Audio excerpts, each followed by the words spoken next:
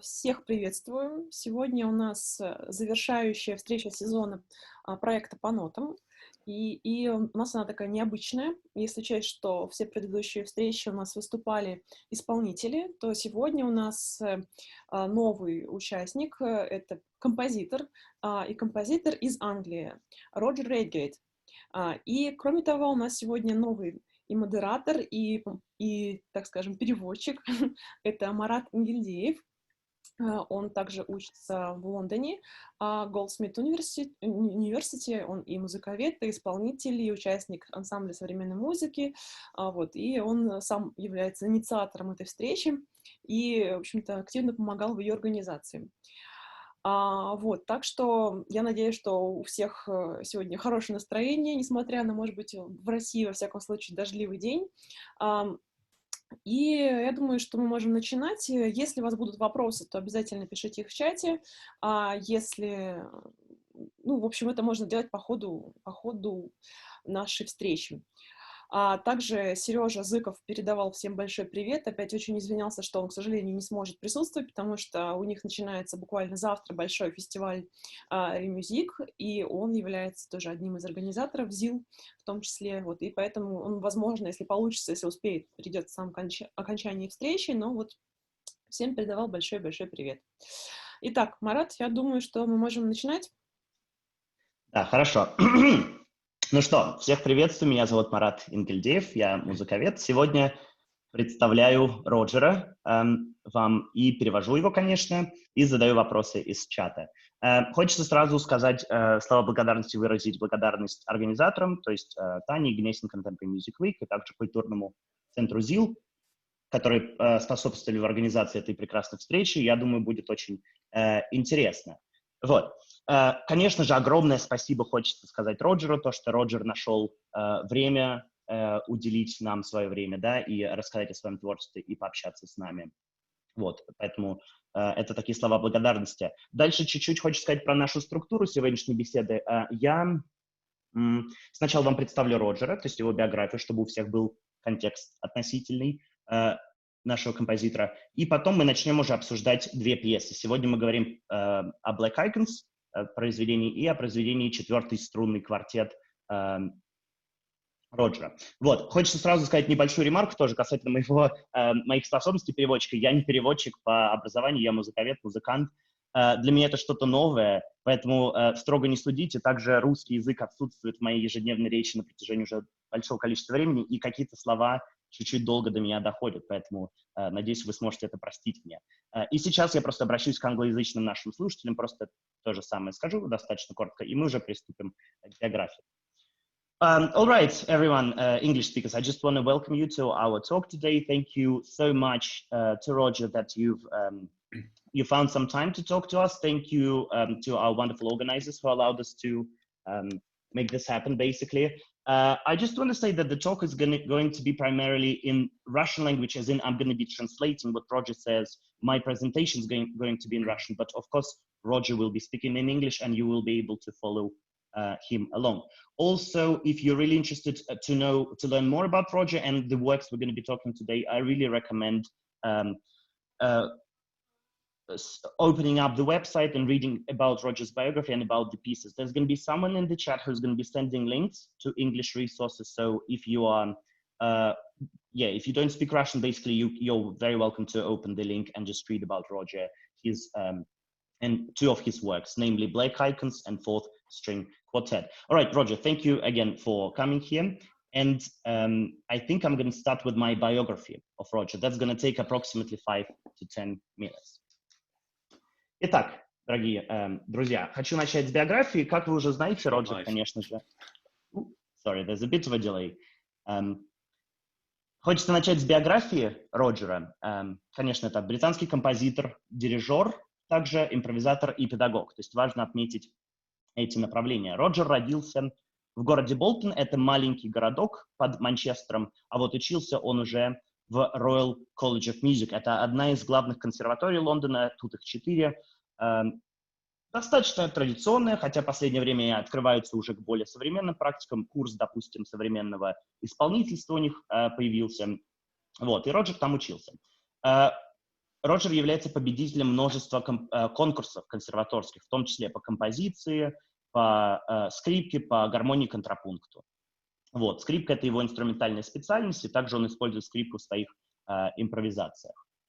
Учился Роджер у Эдвина Роксбурга, такой композитор, который, в свою очередь, учился у Нади Буланже. Если музыканты, которые нас слушают, они, наверное, про Надю Буланже знают, такая достаточно важная французский педагог, через которую прошло большое количество композиторов, в том числе англоязычных. Можно вспомнить, пожалуй, Филиппа Гласса, можно вспомнить Аарона Копленда, ну а из более, так сказать, поствоенного авангарда, конечно, Эллиот Картер первый приходит на ум. Вот. Также Роджер учился электроакустической музыке у Лоренса Кассерли.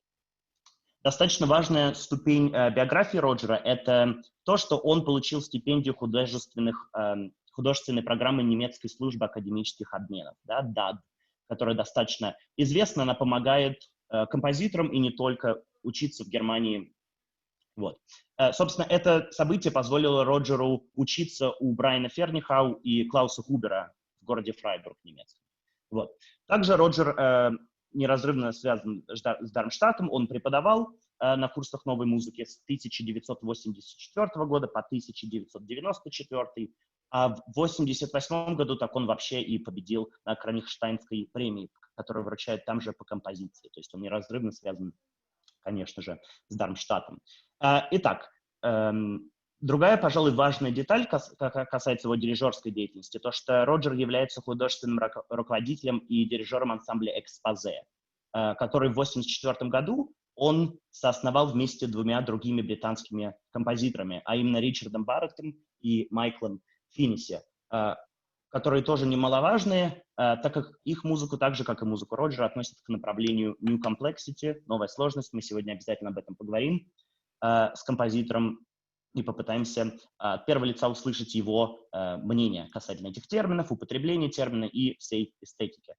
На счету ансамбля «Экспозе» многочисленные выступления на многих европейских фестивалях и записи CD-дисков, из которых, пожалуй, можно отметить запись камерных пьес Брайана Фернихау, на которую достаточно часто ссылаются в академических кругах. Музыка Роджера широко исполнялась в Европе, Австралии, США, Китае и России. Также Роджер получал комиссии от различных институций, в том числе BBC, Европейская комиссия, она нам, кстати, еще понадобится, поэтому вы не забудьте про нее. Министерство культуры Франции, Дармштадтские курсы и фестиваль современной музыки Хаддерсфилд, да, пожалуй, самый передовой фестиваль новой музыки в Великобритании. Роджер также активный участник научного дискурса, пишет статьи о музыке, культуре, включая музыку Фернихау и Финниси, и является педагогом. Роджер преподавал в Дарме и Ньюкасле, это такие два города на севере Англии, с 89 по 92 год, то есть 3 года. Также имел титул Northern Arts Fellow in Composition. Это достаточно сложно перевести на русский язык. Это такой титул, который академический, который вручается далеко не всем, то есть за заслуги определенного рода. Вот Роджер, собственно, 3 года преподавал в этих университетах. Но в 97 году Роджер начал преподавать в университете Голдсмит, собственно, там же, где я с ним познакомился. Он преподавал нам композицию, курс композиции, который мне очень запомнился надолго, особенно структурный подход Роджера, как он все по полочкам раскладывает. Это, скорее всего, и связано с его творчеством непосредственно, да, и, возможно, со спецификой его творчества, да, которое часто, опять-таки, причисляет к жанру New Complexity. Вот. Но и также он является, конечно, большим способником, так сказать, нашего исследовательского центра. То есть он развивает наш исследовательский центр современной музыки, устраивает многочисленные конференции и приглашает разных гостей. Хорошо, наверное, это такой небольшой контекст про Роджера. Конечно, вы можете почитать еще побольше в интернете о нем, но мы потихонечку, наверное, начнем переходить к нашей первой пьесе, чтобы уже от нее как-то по вопросам я начну спрашивать Роджера вопросы, и он уже перейдет к своей непосредственно композиционной практике, к своим техникам и расскажет нам о его творчестве непосредственно. All right, so I've just finished the biography. I'm going to speak a little bit about the Black Icons. So if anyone wants to listen to read about the piece Black Icons, another link is going to pop up in the chat. So you're very welcome to open it up and read along as I'm reading it in Russian. Итак, пьеса Black Icons, по-русски можно перевести ее как «Черные иконы», написана для виолончели и ансамбля. Роджер точно не уточняет, когда она была написана, но я посмотрел вроде бы и понял, что это было связано с 2011 годом. Это тот же год, когда и состоялась когда состоялась премьера, собственно, композиции. Исполняли ее студия новой музыки, Александр Ивашкин, ключевая фигура, которого, к сожалению, уже с нами нету, и Игорь Ивашкин на виолончели, и Игорь Дронов был дирижер. Вот, собственно, заказ был сделан Европейской комиссией, о которой я уже упоминал, для фестиваля «Европа глазами россиян», «Россия глазами европейцев». Вот. Собственно, фигура Ивашкина, которую я упомянул, она не случайна. Александр Ивашкин, виолончелист, который тоже преподавал у нас в университете, являлся деканом музыкального факультета. Опять-таки, важно подчеркнуть его деятельность не только в нашем университете и в Англии, сколько еще в России. Ивашкин в 80-х годах являлся организатором вместе с дирижером Александром Лазаревым, так сказать, ансамбля первого, наверное, современной музыки в Советской России, а именно ансамбль солистов Большого театра. То есть в 80-х годах они начали исполнять пьесы различных композиторов, и советских, и из зарубежья, скажем так. Вот. А уже из этого в 90-х, конечно, родилась, не на этой почве, но связанная с этим почва, связанная с почвой Ивашкина и Дронова, у нас появилась Ассоциация современной музыки, вторая в 90-х годах, а уже из нее, конечно, вытекли два наших главных ансамбля современной музыки, а именно Московский ансамбль современной музыки и студия новой музыки. То есть Ивашкин в этом плане такую ключевую роль имел и в Советской России. А когда он уже приехал в Голдсмитс, они с Роджером начали тесно сотрудничать, и получается, что Ивашкин в каком-то плане являлся этим мостиком, который пригласил Роджера исполнить эту пьесу вот в Рахманинский зал, да, и Роджер ее, собственно, сочинил, и она уже была исполнена в апреле 2011 года, как я уже сказал. Важно теперь, наверное, обсудить саму концептуальную составляющую пьесы. По заказу она должна была быть связана с русским искусством, да, напрямую. И Роджеру именно было интересно найти ныне живущего творца, который проживал политические перемены в нашей стране, у которого была какая-нибудь политическая и художественная, самая главная реакция на эти перемены. Вдохновение вдруг пришло от произведения русской поэтессы Алины Ветухновской. Я не знаю, насколько вам знакомо ее имя, честно говоря, я о ней много чего не слышал, но когда уже, конечно, услышал про нее от Роджера, начал ознакомливаться с ее фигурой. И вот что хочу вам сказать. Она является поэтессой, также правозащитницей и общественным деятелем, с которой приключилась достаточно неприятная история. Она в октябре 1994 года, я тогда был совсем младенцем, конечно, не мог, так сказать, не помню этого совсем и даже не слышал об этом, она была арестована сотрудниками ФСК. ФСК — это ныне ФСБ. Всем известно, конечно же, по обвинению в хранении и распространении наркотиков. Такая противоречивая ситуация в этом плане. После года, проведенного в Бутырской тюрьме, она была выпущена. Однако она отказалась от политического убежища в Швеции. То есть ее как бы не сломили, по сути. Да? Она решила не уезжать. В 1997 году она была арестована и провела еще полгода в тюрьме. То есть в сумме уже, получается, 1,5. И, естественно, этот процесс достаточно активно освещался у нас в России, но не только, и в других странах, в США. Было много внимания к этому процессу в Великобритании, Германии, Швеции и Финляндии. В общей сложности с апелляцией весь процесс занял 5 лет, туда-сюда, как говорится, да. И в апреле 1998 года она была приговорена к 1,5 годам лишения свободы, но в тюрьму она не пошла, потому что в качестве срока ей засчитали уже пребывание до этого. То есть, получается, первый раз она отсидела 1 год, потом полгода, ее обвинили, точнее, приговор вынесли, в котором ей нужно было отсидеть 1,5 года, но это было засчитано в любом случае, и она никуда, получается, не пошла в 3-й раз в тюрьму. Вот, хочу привести цитату непосредственно Роджера касательно этой ситуации. Роджер здесь говорит: «Название сочинения «Черные иконы» взято из стихотворения Алины Ветухновской, чье творчество представляет собой радикальную реакцию художника на политическую ситуацию. Ветухновскую не смогли запугать так, чтобы она ушла в чистый эстетизм. Я вдохновился резким анархическим пафосом поэзии Ветухновской, ее утонченным пониманием формы и структуры, как одним из возможных ответов на судьбу современного художника в России». Собственно, что поразило Роджера, так это, пожалуй, это соединение красивой словесной экспрессии в поэзии Витухновской и те жестокие образы, которые она в этой поэзии, собственно, представляла.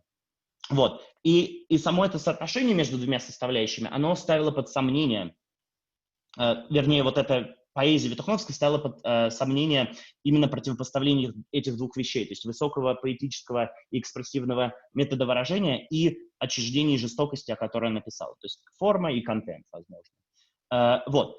Часть творческого познания Роджера посвящена поиску значимого политически информированного искусства, и Роджер поддерживает такое активное мнение, что именно через искусство можно найти новые формы социального понимания и политического воздействия. Роджер задает такие вопросы. Имеет ли реакция художника на политическую ситуацию какой-либо смысл? Может или должно ли это отразиться на структуре работы? И вот тут Роджер почувствовал, что поэзия Витухновской полностью соответствует его внутренним, скажем так, критериям. Вот. И смысл заключался в том же написании пьесы, чтобы эти похожие отражения подобной художественной позиции Витухновской перенести в свой музыкальный материал, получается. Как я уже говорил, пьеса написана для виолончели и ансамбля. Сразу, наверное, идут ассоциации некого рода на концертную какую-то форму и жанр, но это не такой типичный концерт, как мы можем представить. Да? Тут именно скорее Роджер ставил задачу на изучение аспектов отчуждения между солистом и ансамблем. То есть разные взаимодействия материала. Иногда солист полностью поглощается общей текстурой, а иногда музыка солиста звучит в различных нестабильных и меняющихся музыкальных ландшафтах. То есть иногда присутствуют сольные секции, иногда виолончель пытается ассимилировать текстуру ансамбля, а иногда противопоставляется ей. То есть, другими словами, Роджер изучает этот вопрос различных типов взаимодействия материала. Для Роджера также в этой пьесе было важно, чтобы его музыкальный язык не пошел на какой-либо компромисс или был упрощен с целью сделать музыку более доступной. А у Роджера творческий композиционный язык достаточно сложный. Ему было очень важно именно сохранить это. Родной ему присущий сложный язык. Ну хорошо, это такая была небольшая интродукция от меня, да, мы, наверное, перейдем уже потихонечку к комментариям и описанию Роджера, да, но я спрошу, наверное, первый вопрос. Как Роджер узнал про творчество Алины Витухновской, что его подтолкнуло на использование этого материала? All right, I've just finished talking about your Black Icons piece, and the first thing I would like to ask you, Roger, is how did you find about Alina Vitukhnovskaya and her poetry, and what made you reflect her artistic stances in your own work? Okay, well, thank you, Marat, and thank you very much for the invitation to speak here today. I've spoken at the Academy 2 times before, and it's a real pleasure to be invited back. Sorry, we can't all be in the same room at the same time. Спасибо большое, что вы здесь присутствуете. Я уже в Академии Гнесиных был 2 раза. К сожалению, мы не можем находиться в одной комнате, но все равно очень рад вас видеть всех здесь. So, the Black Icons piece, I have some slides here. I'm just going to move forward. Oh, it's not moving. Here we are. I think you've already explained about the context of this commission. Да, вы уже объяснили, Марат, про контекст комиссии, поэтому я не буду это повторять. So politics is always an important aspect of my work.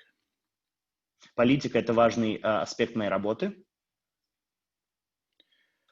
It's difficult to know what politics means for an artist, because I'm always very suspicious of those artists who express things very overtly, in either by using particular kinds of texts, or for me it's more to do with a kind of artistic resistance. Роджер считает, что те композиторы и творцы, которые напрямую высказывают свое политическое мнение, он им не доверяет. То есть считает, что должна быть какая-то определенная дистанция между творцом и политическим высказыванием. So when I had this commission, it was part of the commission that it had to have some link with Russian culture in some way. I could have gone for something to do with a painter, for example, something to do with some other poet other than Alina Vitukhnovskaya. Да, я мог выбрать, нужно было связать, конечно, мою комиссию, мой заказ с произведением каким-то, частью русской культуры. Я мог выбрать и художника, и кого-то, кроме Алины Витухновской, поэта. So I did a lot of research. I was very keen to find a living artist. At this stage, I didn't necessarily think of a poet, but a living artist who was politically engaged in some way, so who was reacting to the political situations in Russia, had lived through the various changes. То есть важно было найти именно, да, творца, который не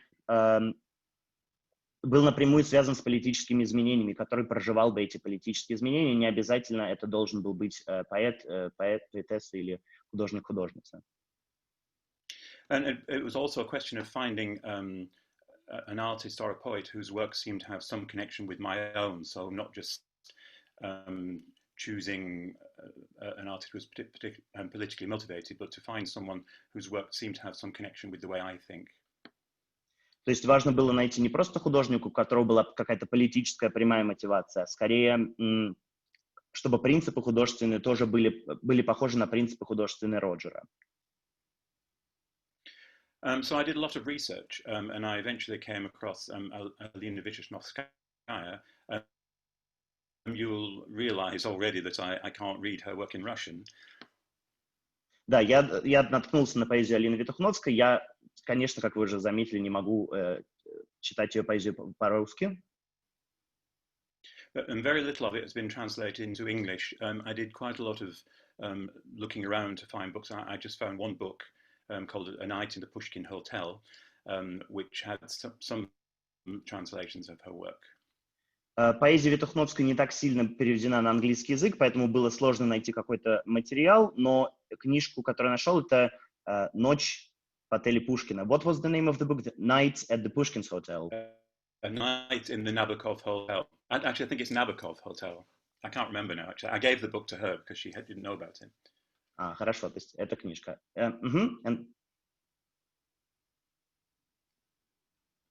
Sorry, what was the question? No, I'm saying, what is the name of the book? I couldn't hear, it broke up the connection. I remember, I think it was A Night in the Nabokov Hotel. Хорошо, да. Ночь в отеле Набокова.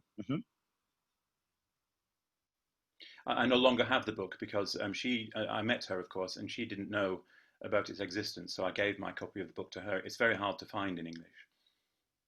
Да, она не знала о существовании перевода, поэтому я дал свою книжку ей. However, I did come across this book. I don't know if you can see this, which is translations into German. I speak German, having lived there for 4 years. Да, но я нашел ее текст по-немецки, собственно, перевод ее текстов. Я говорю на немецком, я жил в Германии 4 года. So that gave me a good introduction to her work. It's an interesting cross-section, and I was impressed by both the poetic content and the kind of strange interface between this and very brutal kind of imagery that she uses. Да, я когда изучал эту книжку, меня поразил вот именно ее поэзия и, собственно, контраст с брутальной репрезентацией, которая присутствует в книжке. I'm aware she's not terribly well known in Russia. At the time, lots of people, when I wrote the piece, lots of people seemed to know who she was, but on talking to many Russians subsequently, she's not terribly well known. Когда я говорил с людьми в тот период, они знали люди, но сейчас, когда я говорю об этом, она не очень известный поэт, и мне это тоже известно. So this is an overview of who she is, if you're not familiar. Да, тут вы можете посмотреть, прочитать про нее. As you can see, she was in prison. She wrote an article in this paper, and then was put under a lot of pressure to reveal her sources, and ended up being put in prison. Maybe this is known to you, I don't know. Да, ее, как я уже сказал, заключили в тюрьму, да, потому что она написала статью в газету «Новое время», или в газету «Новое время», и хотели узнать, откуда она получила наводки, которые она использовала в своей статье. So I had contact with her while I was writing the piece. Of course, the piece is for cello and ensemble, so there's no voice and there's no setting of her work. It's more a reflection of a kind of artistic solidarity, politically speaking, rather than a setting of poetry. Да, то есть скорее здесь у меня не прямая связь с ее поэзией, потому что я не использую текст, но больше именно политическая солидарность. Do you have any questions about that so far? Да, есть ли у нас вопросы на тему Алины Ветухновской? Вроде пока нет, вроде пока все слушают внимательно. Yeah, I think we're quite focused and intently listening, so we can carry on and go ahead. Okay, good. Well, the two works I chose to talk about today both have kind of external influences on my music. Да, обе работы, о которых я буду говорить, у них внешнее вдохновение на мою музыку. То есть не прямое, а скорее сложно external, внешнее, не внутреннее. So I wanted to say a little bit about this. I'm just going to go back to my initial pages. Here we are. Я хочу вам показать вот первый слайд. So composition for me is very much about language, as in the language of composition, and forms of expression and what it means to formulate things in language. Для меня композиция неразрывно связана с языком, с композиционным языком, и что это значит формировать этот язык в композиции, то есть как он формируется в процессе композиционном. So it's not necessarily a process of transcription in the conventional sense that we might think that a composer hears something in their head and then writes it down. То есть это не традиционный процесс транскрипции, когда вот мы что-то в голове слышим и записываем это на бумагу. So these the influences you can see on the screen here, they go back quite a long time to my early days as a composer, when I was really very formative in the kind of works I was writing, to some ongoing or constant influences. So these are all titles of pieces I've written over the years, which relate to the French philosopher Jacques Derrida.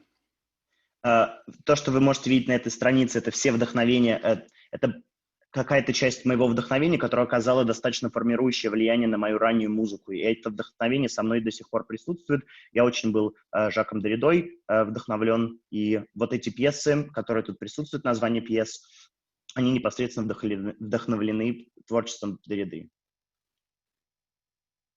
I don't have time to go into the complexities of this at the moment in terms of Derrida's thoughts about language. You'll appreciate that they're very complex.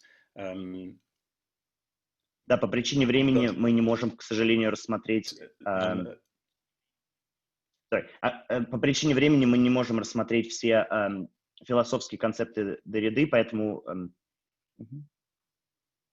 But his thinking about language and writing, the relationship between what exists in the mind in thoughts and what can be expressed in writing, and how we might interpret writing subsequently in the absence of the writer, seem to have a very strong resonance with musical notation.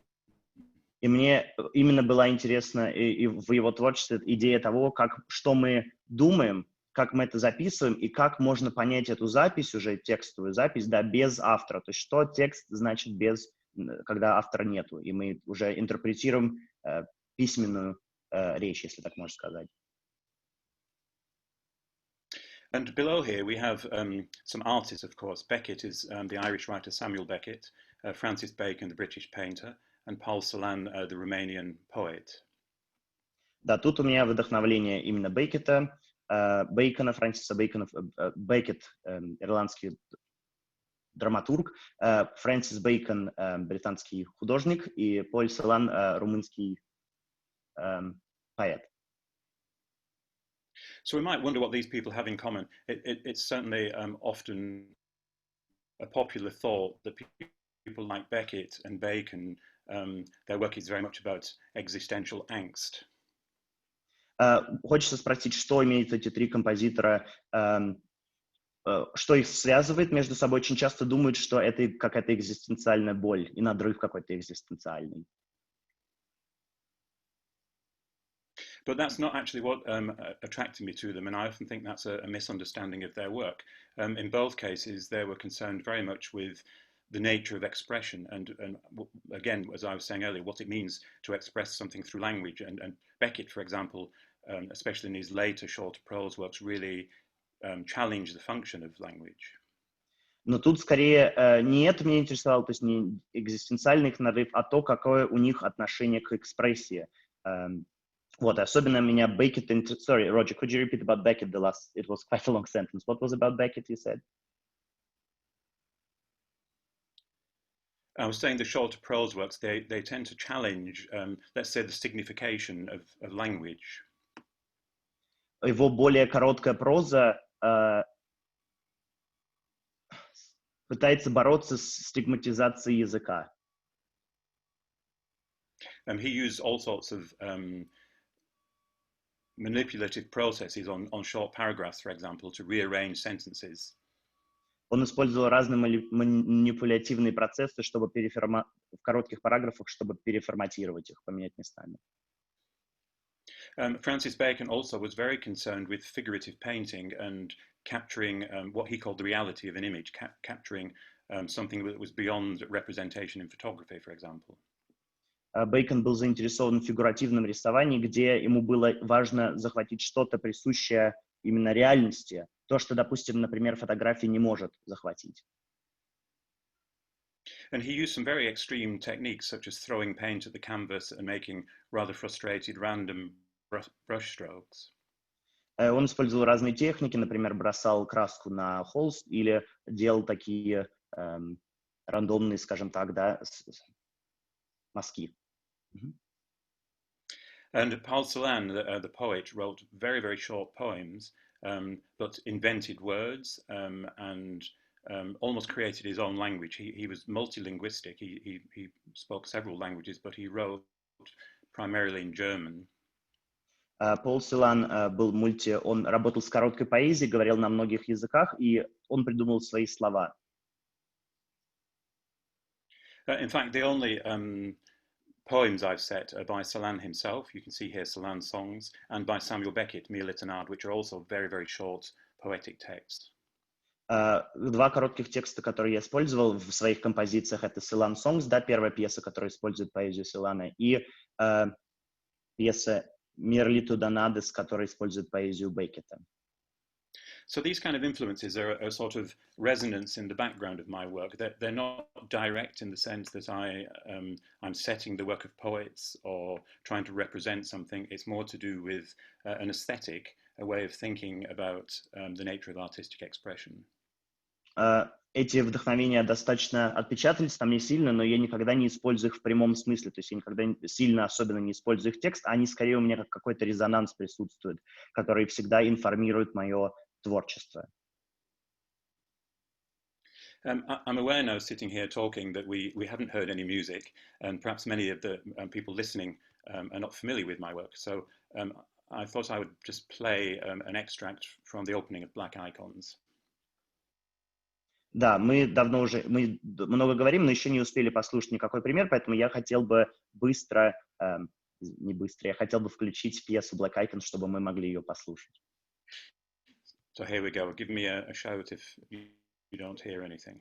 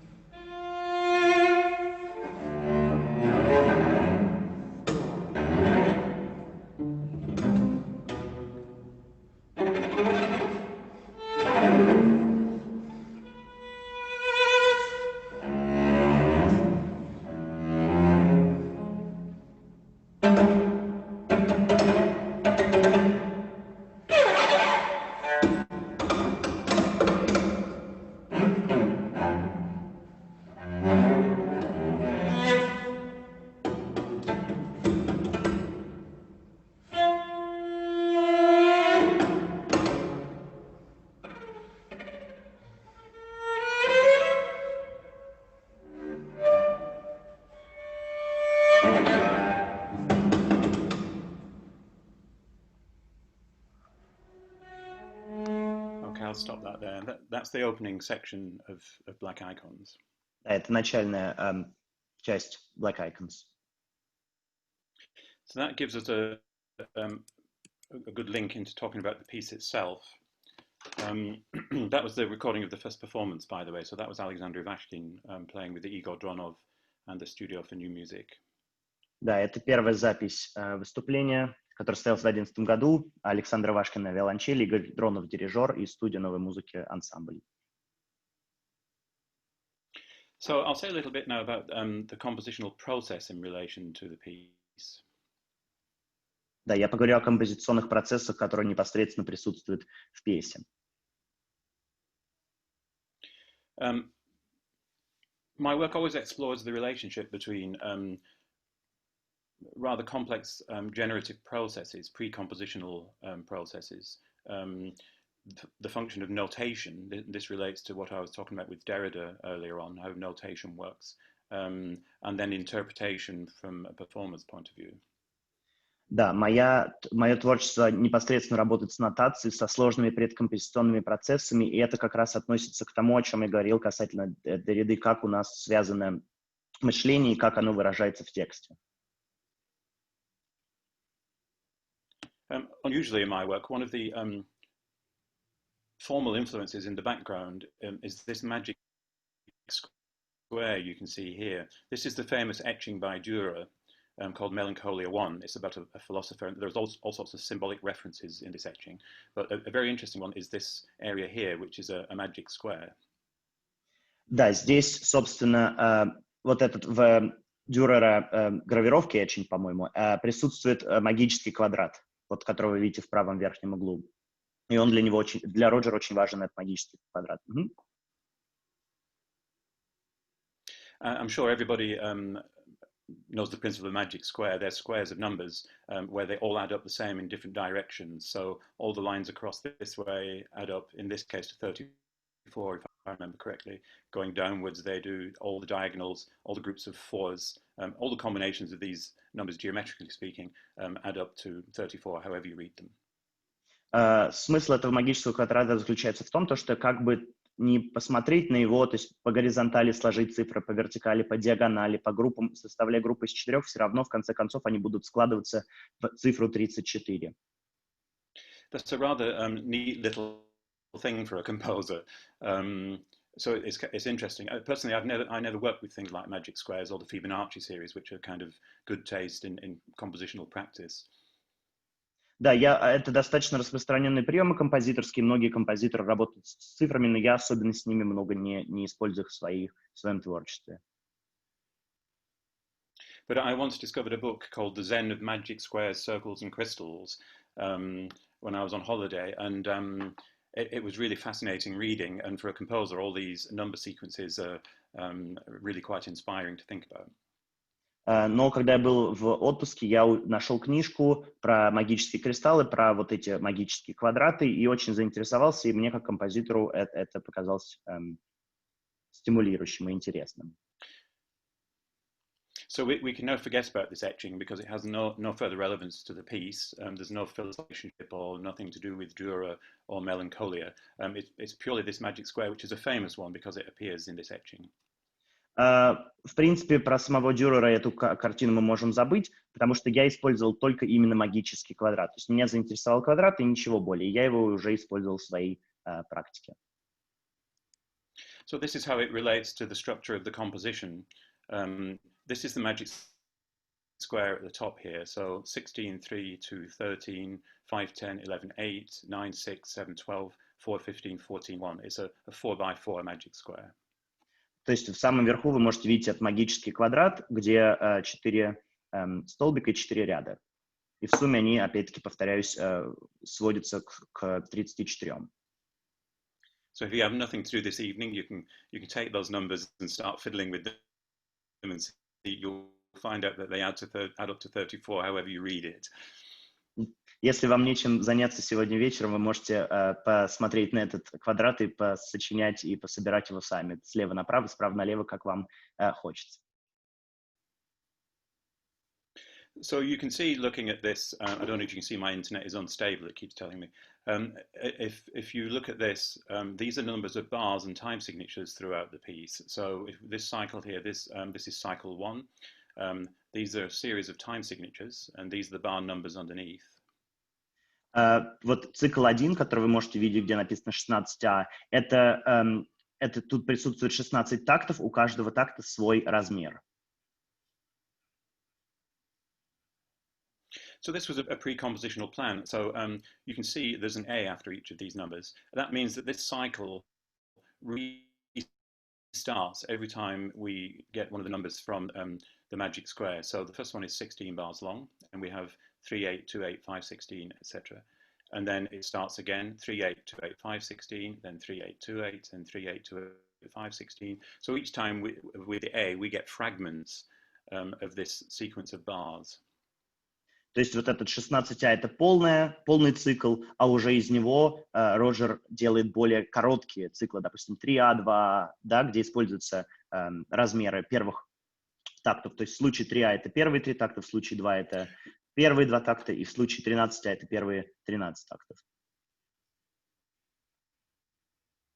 When we get to cycle 2, you can see there are then 2 different sequences of bars interlocked. So this is the second cycle of numbers here, 5, 10, 11, 12, 11, 8. So we have 5, 10, 11, 8. But they're interlocked. So this one is a new cycle of time signatures, 13, 1, 2, 17, 3, 16. And then 2, 8 is this cycle once again. And then 11 bars of the B cycle, then 8 bars of the A cycle. Тут уже во втором цикле размеры начинают соединяться, то есть мы берем уже из цикла, соединяем B с циклом A, тут по разным пропорциям, если вы видите, 5B использует 5 цифр из ряда B, 10A из 10, соответственно, 10 тактов из ряда A. Roger, I think we have a question, so I can straight away ask you. People asking, yeah, how come you've chosen such proportions in your work? So for example, if we look at cycle 2, how come there's 5B but then 10A, and then we've got 11B but 8A? Well, they just alternate. So the 5, 10, 11, and 8 are taken from the magic square. But cycle 1, as you can see, is all the A material, the A sequences of bars. Cycle 2 introduces B. Значит, цикл первый цикл, извините, он использует, собственно, цифры из первого ряда, то есть 16, 3, 2, 13, поэтому у нас в первом цикле 16А, потом 3А, хорошо, про размеры, пардон. Да, используют, то есть первый ряд. В цикле B мы используем 5, 10, 11, 8, вот поэтому они возникают. Roger, sorry, the question is, we're now clarifying. I think someone's asking about the time signatures, but I think you might be speaking about it a bit late. We haven't mentioned it yet.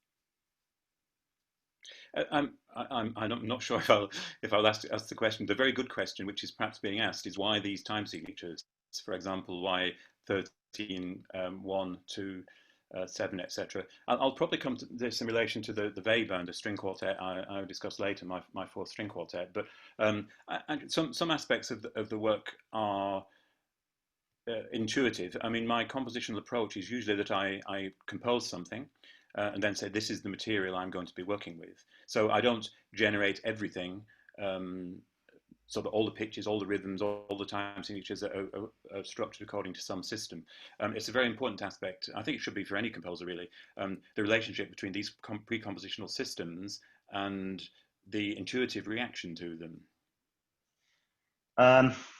Во многом для Роджера выбор этих размеров является интуитивным, то есть несмотря на то, что Роджер использует предкомпозиционные техники, ему все равно не нравится использовать полностью, то есть применять предкомпозиционные техники ко всем параметрам. Поэтому размер в данном случае это скорее что-то такое более интуитивное, но об этом Роджер еще будет говорить, когда мы будем рассматривать пьесу «Четвертый струнный квартет».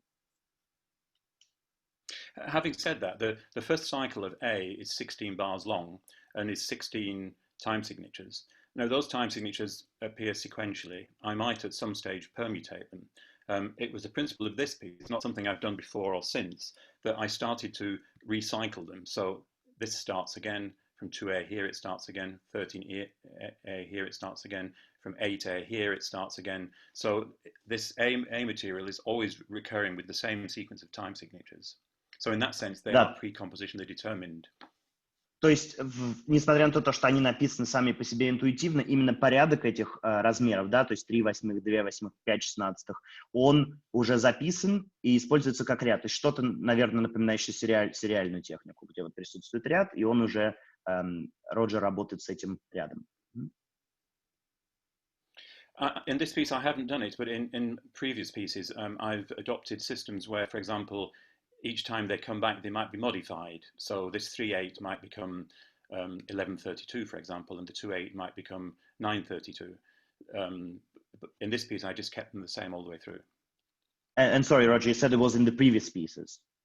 Yeah, I have done. It's something I do sometimes, that each time bars, cycles of bars recur, they are modified rather than recurring exactly the same each time. But in this piece, it seems they're the same each time. В некоторых пьесах, в предыдущих пьесах Роджера, да, он иногда модифицировал материал, то есть не просто использовал прямую последовательность размеров, а еще и вносил какие-то коррекции. То есть, допустим, первый размер 3 восьмых мог стать в каком-то цикле размером 4 восьмых, допустим. You can see right at the end here in the last cycle, actually the A and B have been interlocked with each other within the 15 bars. The 15 is here, in fact. So in the last cycle, I actually started to interlock them within a cycle. В четвертом цикле вы можете видеть, как вот где написано 15 A, B, я начал уже мешать, то есть размеры из цикла А и цикла Б, и вот таким порядком я их расставил, в таком порядке.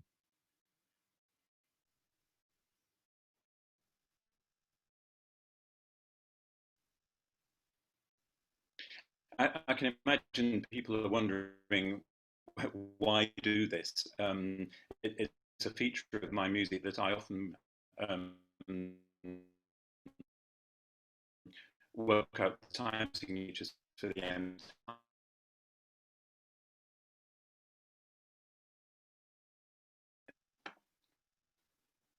Roger, hello. Sorry, I think the connection broke up a little bit. Can you hear me? Could you repeat the last sentence, please? Can you hear me?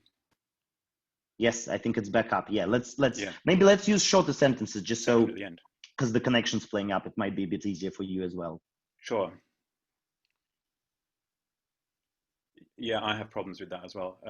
I was just saying that this last cycle actually interlocks A and B rather than them being a sequence, so they're interlocked in small fragments. Да, то есть цикл 15 замешивает структуру А со структурой Б, то есть размеры уже перемешаны друг с другом. I remember what I said now. It was that you might find it strange that I work out all the time signatures for a piece as a pre-compositional structure. Может быть, это странно, вам кажется, что я сначала предкомпозиционно выбираю себе размеры? This is they do have implications on the material later on, and I tend to think of musical structures like this a little bit like beneath the surface of a river. Но на самом деле эти размеры потом сильно влияют на материал, и я очень часто думаю об этих стратегиях, как вот как у реки есть дно. So if we look at a river, for example, complex movement on the surface, there's a lot of complexity going on, and it's the result of lots of different layers of currents pushing and pulling what the bottom of the river's like, and the sides of the river, etc., and it all has an effect on the surface. То есть, несмотря на то, что в движении реки присутствует, в течении реки наверху присутствует течение в определенную сторону, это все процесс сложных, подводных, скажем так, процессов, которые внутри соединяются, и разные потоки создают сложное движение. То есть, по сути, верх реки — это результат взаимосвязи нижних частей, нижних слоев. I've just changed the slide. So this is an annotated version of what we saw previously. This was the previous slide. And this is where I've annotated it during the compositional process to define what each of these sections is going to mean in terms of what's happening. You can see there are solo, tello sections, tutti for the opening section. Тут я уже аннотацию к таблице предыдущей сделал, где написано, где исполняется, допустим, секции тути, где соло виолончель играет и так далее. And for reasons I can't remember, I also interrupted the system. This here, it's hard to read, but that says insert. And you notice at the top here, I've written inserts cycle 2. So I've actually inserted some material within this structure. That wouldn't have been something I did pre-compositionally, but at a certain point in writing the piece. То есть уже в этой таблице вы видите, как Роджер добавляет между циклами такие вставки небольшие, которые не являются частью предкомпозиционного процесса, но они уже появляются в процессе работы непосредственно с прямым материалом. То есть в процессе написания музыки уже принимаются решения вот по таким вставкам. My work's very often difficult to analyze retrospectively because I have a lot of charts and information that looks like this. But I make compositional decisions because I use these generative processes. Sorry, go on, Marat. Мою работу сложно иногда анализировать в ретроспективе, потому что я использую такие предкомпозиционные процессы.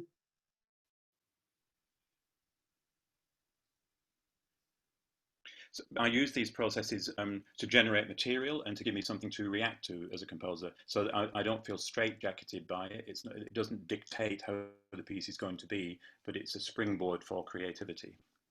То есть в каком-то плане это дает мне возможность использовать вот эти предкомпозиционные процессы, они дают мне такую песочницу уже, в которой я могу принимать какие-то решения более импульсивные и подстраивать свою музыку уже под эти решения.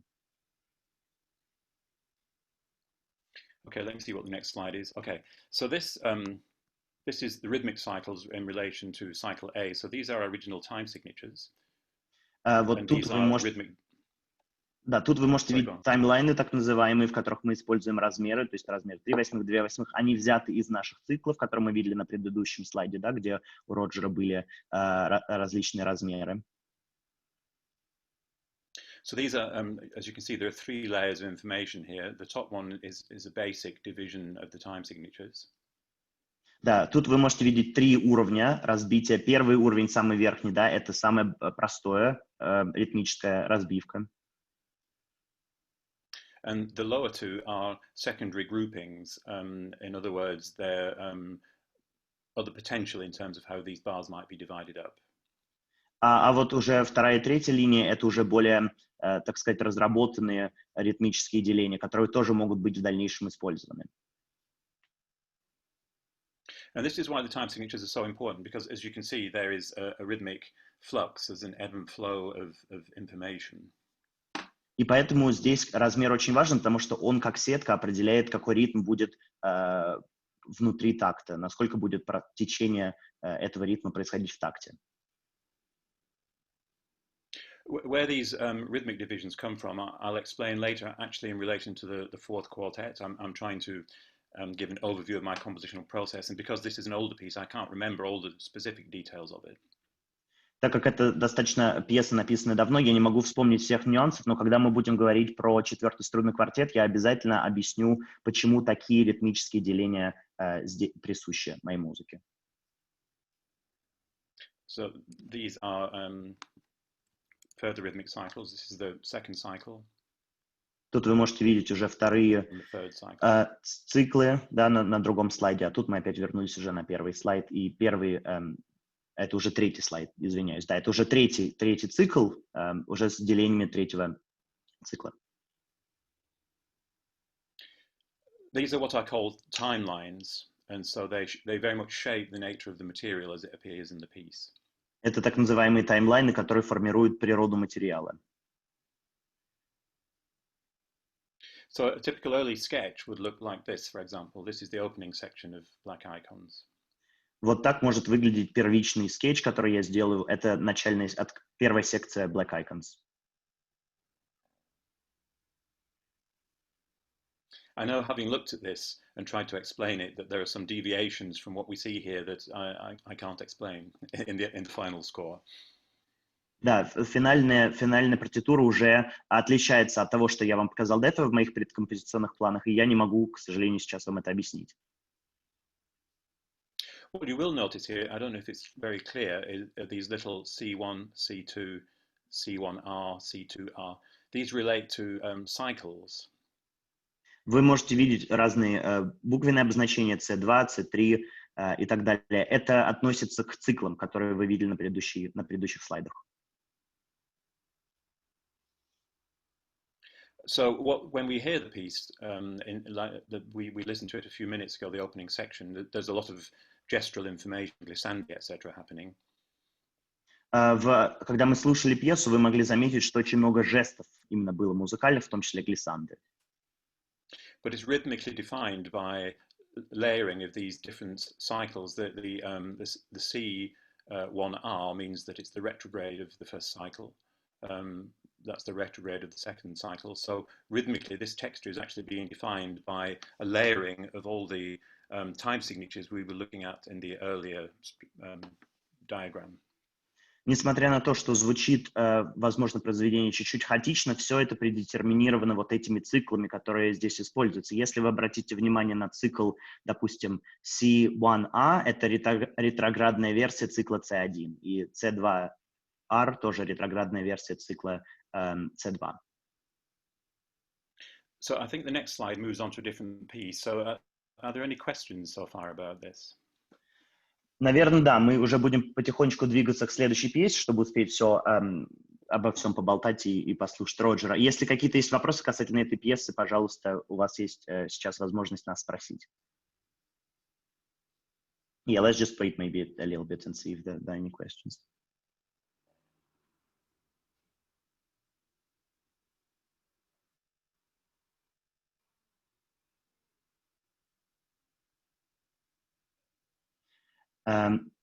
Да, I think for the reasons of time we probably need to move on. Ну, Okay, кто не успел, тот опоздал, мы продолжаем дальше. Если что, если останется время, конечно, мы еще вернемся, и Роджер постарается ответить на все. Okay, let's move on. Let's speak a little bit about the fourth string quartet now, right, Roger? Yeah, there's a bit more detail about this compositional process in relation to the quartet, which I hope will elucidate some of what we've been looking at. Okay, shall I then just present a little bit of it, or do you want to talk totally about it? Because the thing is, some of the stuff I was saying, I think you repeated later on, so maybe it's even better if you just present it yourself and I just translate.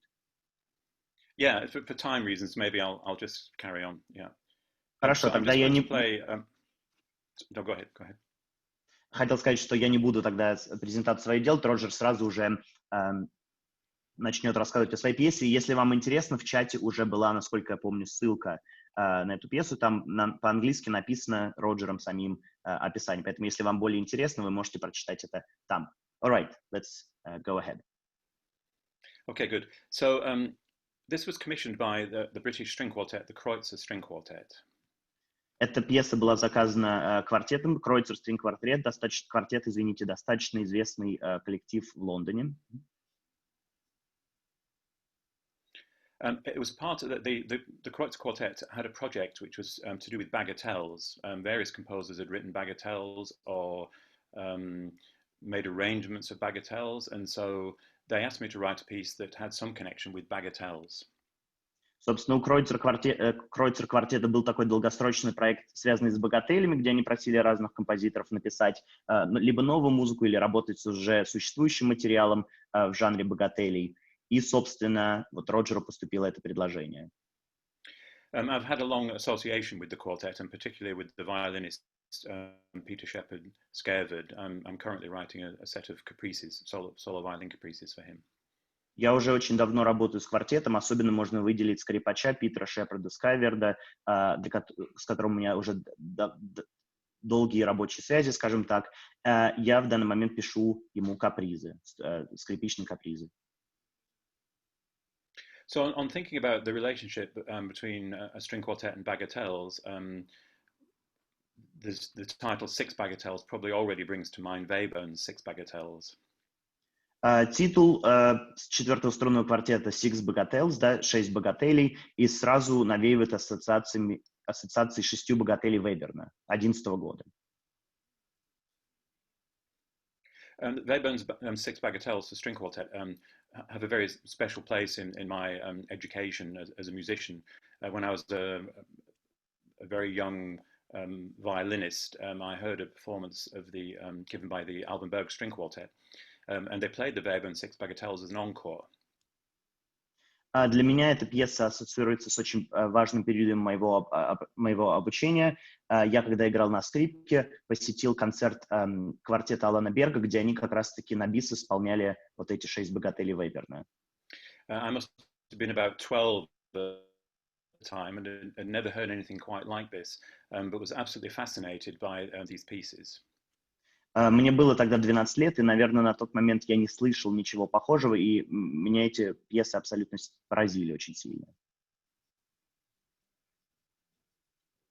So it seemed a very appropriate personal homage to use the Six Bagatelles as a kind of background reference.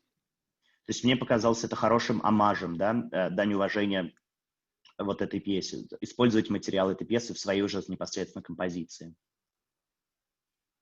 So what I decided to do was to take the structure of the Webern Bagatelles. I didn't want to in any way imitate them or try to write music that sounded like Webern. Я хотел взять изначально структуру, но я не хотел писать никакую имитацию Веберна. То есть материал не должен был быть похожим, я всего лишь взял структуру композиции. Then convert this information into material that was useful for my compositional processes. И уже разбил материал Веберна на отдельные категории, которые пригодятся в дальнейшем мне самому в процессе моего написания.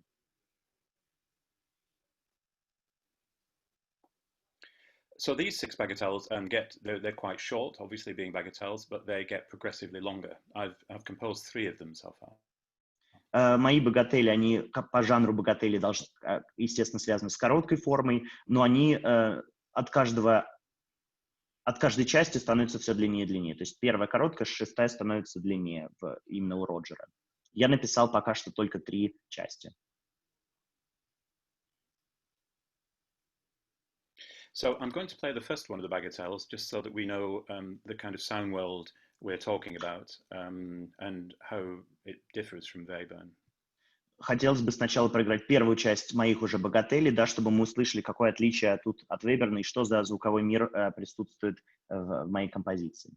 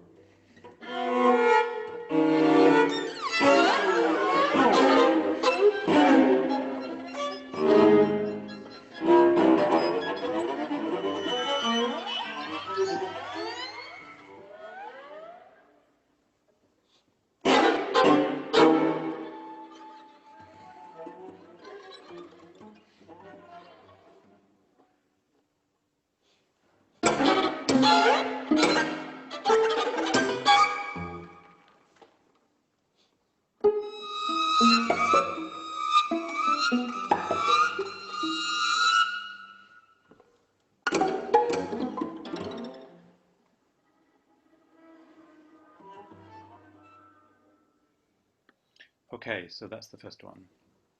Это первая богатель. So what interested me here is, first of all, they're an example of what I call filter form. Это пример того, что я называю фильтрная форма. Which is both a large-scale thing in terms of the structure of each movement, also in terms of the macro structure, the material itself, and the relationship between the 6 bagatelles as a whole. То есть это относится и к макроструктуре каждой багатели, и вообще ко всей структуре относительно каждой части по отношению друг к другу. It's an interesting thought what it means to write in movements today. Throughout the 20th century and early 21st century, a lot of string quartets are written in one movement. Достаточно интересно думать о том, что вообще значит писать музыку сейчас в частях, особенно если мы говорим про струнные квартеты. В 20 и 21 веке многие струнные квартеты писались одной частью. And a lot of ensemble pieces are often monolithic forms that are just one complete piece. And so the concept of movements is something which has slightly disappeared, except in relation to more conservative languages, of course. Ну и, конечно, не только в струнных квартетах, но и вообще в современных пьесах во многих само понятие вот этой дробления на части тоже пропадает, и многие пьесы пишутся просто монолитическими такими конструктами от начала до конца, ну, если же мы не говорим про более консервативную музыку, в которой все еще использование частей достаточно частая такая вещь, частое использование. So I was interested in finding a formal structure which gave the 6 movements a relationship. Мне было интересно найти формальную структуру, которая бы как-то их связала по-особенному. So I initially started to look at the Webern bagatelles, the metric structure. So this is the metric structure of bagatelles 1 to 3. Изначально я смотрел на метрическую структуру багателей Веберна, и вот тут вы можете видеть метрическую структуру с первой по третью багатель. I'm sure everybody here is familiar with Webern's music, so these are complete bagatelles. So the bagatelle 1 is 10 bars long, bagatelle 2 is 8 bars long, and bagatelle 3 is 9 bars long, very short. Наверняка многие из вас знакомы с багателями Веберна, они очень короткие. Первая багатель длится всего лишь 10 тактов, вторая багатель длится 8 тактов, а третья багатель длится 9 тактов. But they have interesting internal structures. We can see the first one is symmetrical in the sense that it has 3/4 bars which frame 2 2/4 bars, for example. Bagatelle 2 is in 5/4 all the way through except the very last bar, but with these divisions. And bagatelle 3 is in 2/4 all the way through. Можно заметить такую интересную особенность, то, что в первой багатели у нас 4 такта, 3 четверти, потом внутри заключено 2 такта по 2 четверти, и в конце опять 4 такта по 3 четверти, то есть симметрическая структура здесь присутствует. Багатель вторая написана, если мы посмотрим на размер, у нас 5 четвертей, кроме последнего 8-го такта, где размер 3 четверти. Ну а третья багатель полностью написана размером 2 четверти.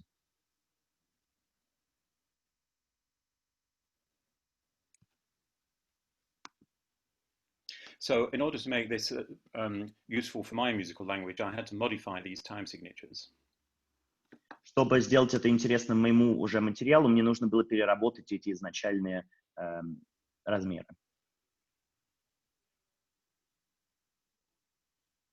So at the top here we have Webern's original time signatures. Here I've halved them to from quarter note units to eighth note units. Наверху вы можете видеть оригинальные размеры Веберна, которые в четвертном метре написаны, да, а внизу уже вторая строчка 3/8. Это я их превратил в размеры 3/8. And they're then modified by -4 30-second notes, -3 30-second notes, -2, -1. These two stay the same, and then +2, +3. Oh, sorry, -2, +3, -4. That should be plus, I'm sorry, there. Значит, а третья строчка уже то, где я начал убирать 32-е ноты. То есть в первом размере я убрал 4 32-е ноты, во втором размере я убрал 3 32-е ноты и так далее. Единственное, Роджер делает поправку, что если вы посмотрите на размер 11 32-х, 5 16-х, 9 32-х и 2/8, там под этим не -1, -2, а должны быть +1, +2, +3, +4. We can see that this maintains the symmetry of the Webern because the second half is a retrograde of the first in terms of time signatures, with the 2/8 remaining the same in the middle. Если вы посмотрите, то симметрия тогда остается у нас, то есть 2/8 в середине, от них так тоже идут в расходящуюся, тоже в симметричном движении. So, Roger, then is it -1 or +1 if they're symmetrical? Surely it means that it's the same. It's both -1 and It is -2. -1. Sorry, I was getting confused. It's -1. It's a retrograde of this one, basically. Yeah. So in other words, 3/8 -1 becomes 11/32. 3/8 -2 becomes 5/16. 3/8 -3 becomes 9/32. Ну да, то есть поправка, то что все правильно на графике, минусовые значения. То есть если мы с 3/8 вычтем, скажем так, 1/32 ноту, у нас получится 11/32. Если мы 3/8 вычтем 2/32 ноты, получится 5/16 и так далее. So you'll appreciate these are much more the kind of time signatures I usually work with. Вам понравится, вы узнаете, наверное, в этих размерах более похожие, присущие моему стилю размеры. And then the next one. So Bagatelle 2 was in 5/4 all the way through with these groupings. Да, вторая богатель был... I halved or quartered them in... Да, вторая богатель была написана размером 5/4, все такты, кроме последнего. Я потом уже их превратил либо в 5/8, либо в 5/16. It maintains something of the original structure in that each bar is still in 5 and a 3 bar at the end. Новое уже деление все равно связано с оригинальным, с изначальным делением, так как все равно присутствует пятерка вверху. То есть 5/4 все равно превратилось в 5/8 и так далее. 5/16, то есть пятерка вверху осталась. And then the third bagatelle, which was in 2/4 all the way through. Да, и третья богатель, которая полностью была написана размером 2/4. Has the modifications you can see below. So -1 gives us 7/32. Again, they're halved. So +1 gives 9/32. -2 gives 3/16. +2 gives 5/16. Ну да, то есть тут взят оригинальный 2/4, опять они превращены в 2/8, да, и уже тут вы можете видеть -1 превращается в размер в 7/32, в другом случае +1 это уже 9/32 и так далее. So similar to the process we saw in black icons, I now have 3 sequences of time signatures. Похоже, как это было в Black Icons, у меня теперь есть 3 секвенции разных размеров.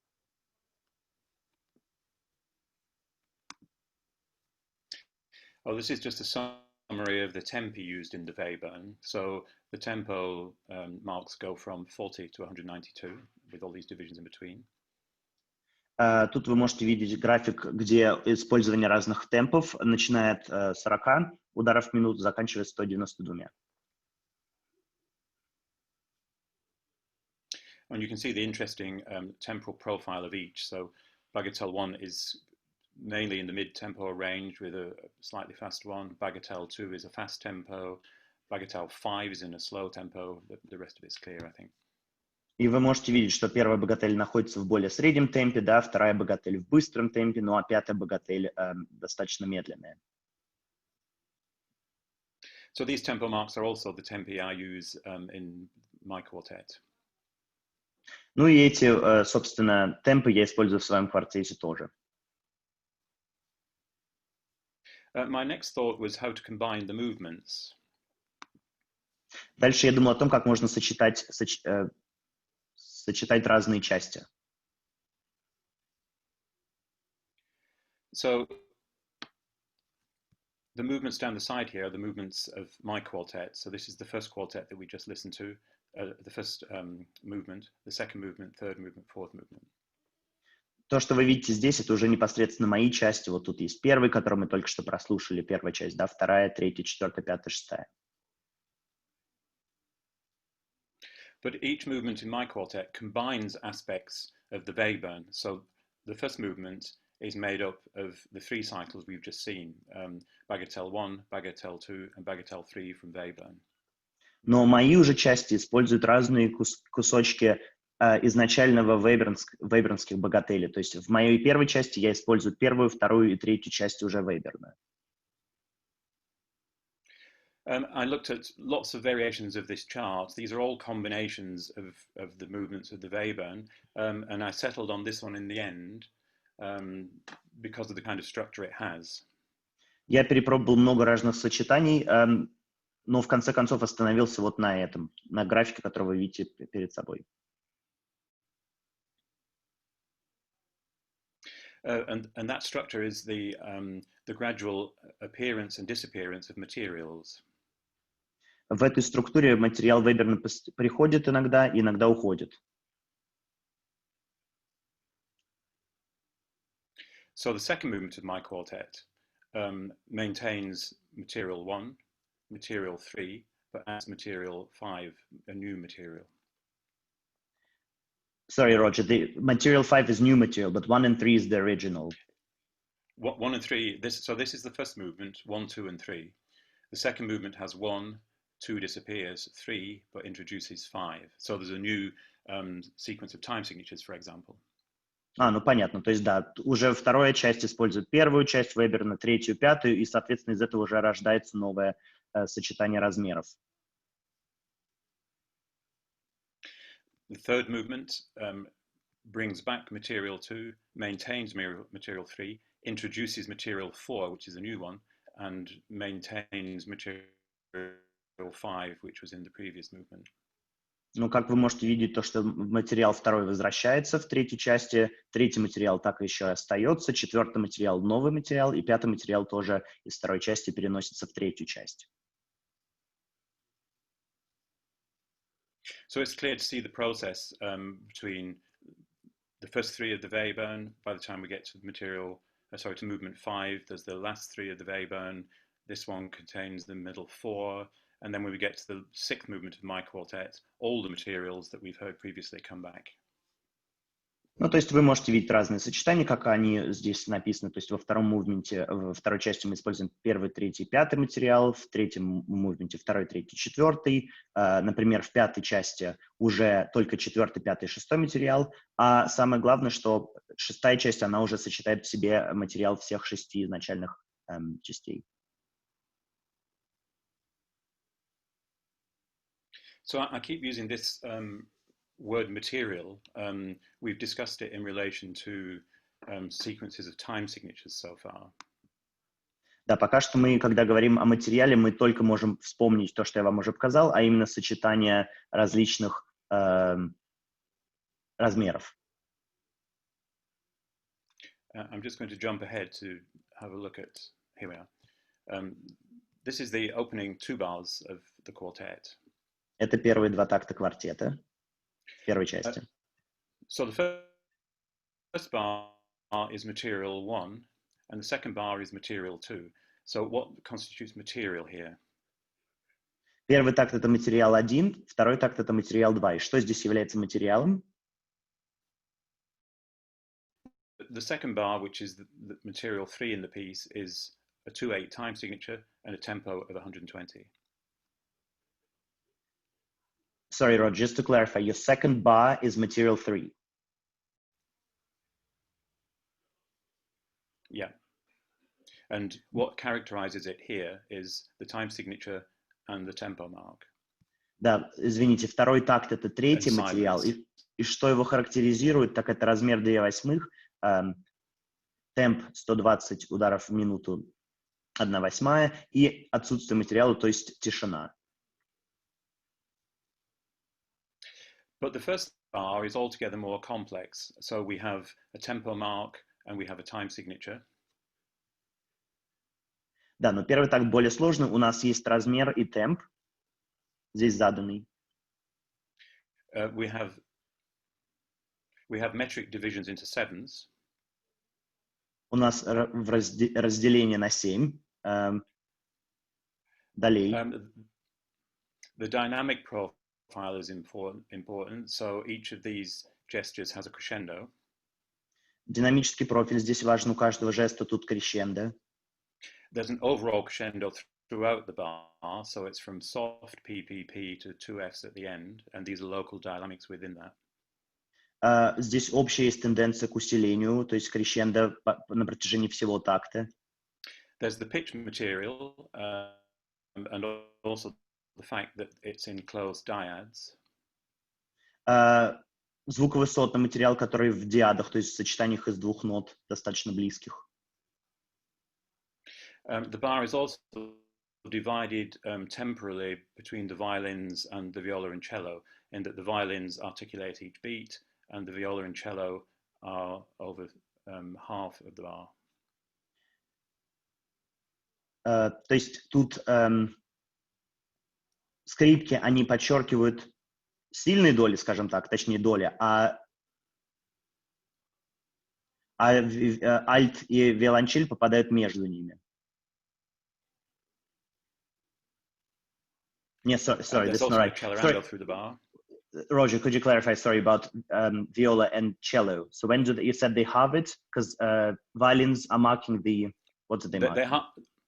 They halve the bar into 3 beats, so 7 in the time of 6, and in this case 2 dotted 8th notes, whereas the violins are in 8th note beats. Они делят такт, я так понимаю. Можете меня поправить, не точно у меня тут понимание. There's an accelerando throughout the bar. Accelerando в течение такта.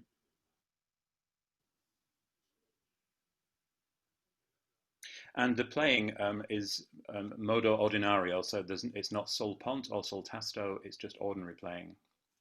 Просто модо ординарий игра, да, не соль таста, не соль пентичелло, ничего. That's also an important feature because Webern, of course, used lots of articulation to articulate formal structures. Это важная составляющая, потому что Веберн использует много артикуляций, чтобы обозначить форму саму. And this relates back to what we were discussing about Derrida and the notion of a trace. And when Derrida spoke about aspects of language, for example, the opposite of the word is a kind of feature of the word in the sense of its absence. For example, if we take black and white, we're aware of black as being its opposite. That's not a very good example, but so just to clarify, you're speaking about binary oppositions inherent to the word. Окей. Ну, то есть бинарная позиция Derrida, где у каждого слова есть неосознанное и непроизнесенное противопоставление. То есть можно сказать черный, сразу подразумевается белый.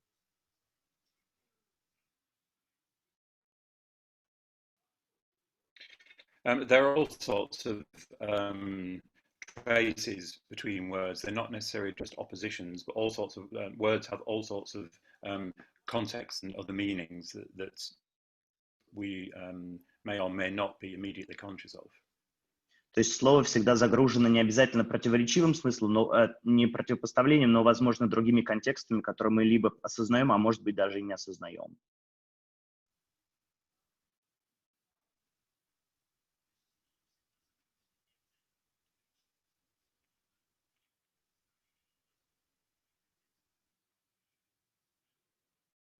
Roger, hello, are you still with us? So all the features of this bar that we've just discussed are potentially material traces of what we're hearing at this point. То есть то, что мы увидели, это материал, который мы слышим, его остатки, след его. Yeah, I think I am. Am I still with you? Can you hear me? Yes, sorry, there's quite a big delay, but I've translated your last sentence. Hello? Can you hear me now? Yes, I can hear you, Roger. Yeah.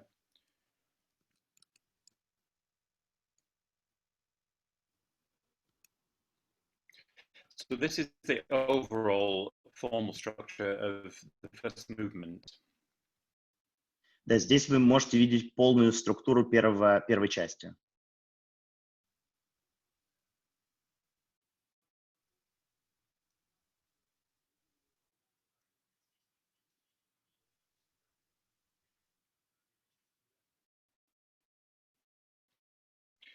Over the top here, these are the different materials and how they're interlocked. Наверху вы можете видеть материалы, как они связаны друг с другом.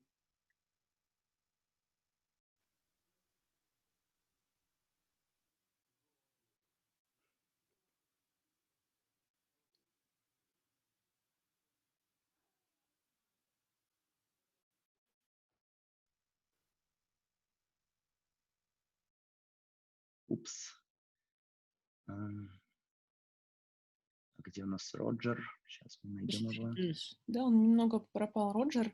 Я пока скажу, здесь у нас присутствует Анастасия Гундорина, она является автором работ по словной сложности, она вот скинула уже несколько ссылок, да, вот в том числе ссылку самого Роджера про статью Веберна, тут можно будет потом посмотреть уже после самой лекции Роджера, да, там с таблицами и так далее, вот, и кроме того, ее статьи про Black Icons, да, вот, и она анонсировала, что в августе будет еще одна статья уже про композиционный метод. Вот я думаю, что будет и интересно потом сравнить. И да, действительно, вначале я забыла сказать совершенно, что Роджер как раз в Гнесинской академии выступал на конференции и присутствовал на встречах, да, и, в общем-то, был как-то хорошие отзывы оставлял, что ему приятно, что он оказался здесь. Вот, поэтому это так достаточно символично получилось, что вот такая идея возникла пригласить Роджера вновь, да, и что он действительно выступал, и что его музыку играли, причем совершенно недавно. Получается, что вот в феврале, там, по-моему, 13 февраля, что ли, или 14, я не помню, был концерт студии новой музыки, где как раз играли Black Icons, вот, и как раз это вписывается в нашу такую концепцию, что мы рассказываем о произведениях, которые вот недавно были исполнены, либо разбирались с участниками, каким-то образом. Вот поэтому тут это все как-то так совпадает. Вот. И кроме того, сама идея того, что мы обратились к теме с новой сложностью, она продолжает идею с Брайаном Фернихоу, да, кстати, Роджер появляется, и Майклом Финниси, которого мы уже смотрели в других выпусках. И если вам будет интересно, то ссылки я на них могу скинуть впоследствии. Так, Роджер, кажется, с нами. Сейчас только осталось ему включить видео. I think I'm back. Yes. We see Okay, you're back, Roger. Good. We just can't see you. Yes, you might want to turn your camera on. Oh, now I can see you now. Great. Yeah, there we are. Hello. Hello.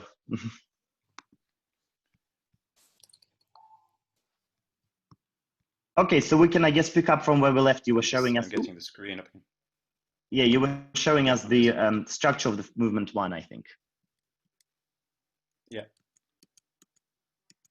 Which is here, yeah.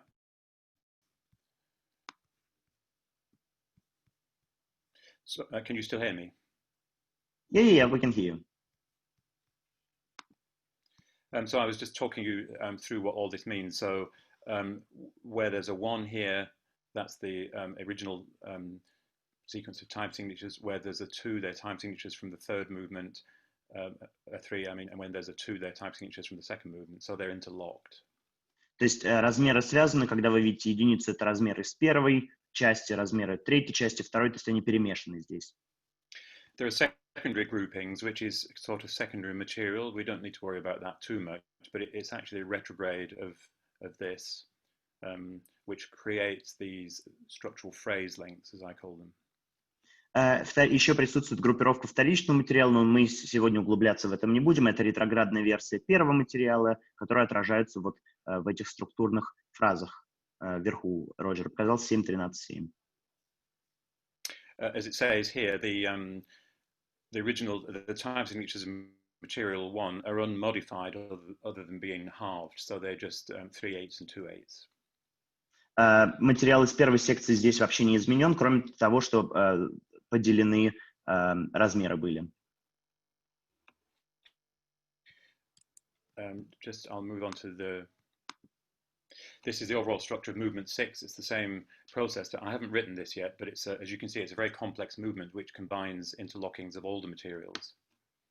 То есть в шестой части соединяется вообще весь материал в различных аспектах. Я пока еще его не написал. You'll notice the overall tendency of material goes from the early movements 1, 2, and 3 to the later ones 4, 5, and 6. Есть определенная тенденция начинать с материала раннего, присущего первым секциям, и заканчивать материалом, который используется в последних секциях. That reflects the process we saw here of the overall structure. So the movement 6 is like a summary of the entire movement structure. Это отражает то, что вот вы видите на этом графике, когда мы потихонечку от первой части, да, доходим до 6, где уже все 6 частей изначально выборно соединены.